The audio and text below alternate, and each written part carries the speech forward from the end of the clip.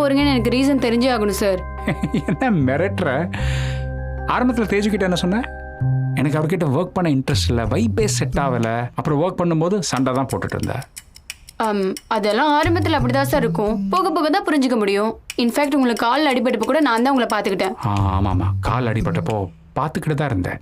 இருந்தாலும் பார்த்துக்கிட்டேன்ல, காரணத்தை சொல்லுங்க. நான் உட்காரலாமா? உட்காருங்க. முதல்ல அந்த ஃபுட் பாய்சன் கேஸ் பார்ப்போம். பேச்சை மாத்தாதீங்க சார். இப்படி பாதியிலே விட்டுட்டு போறதெல்லாம் நியாயமே இல்லை.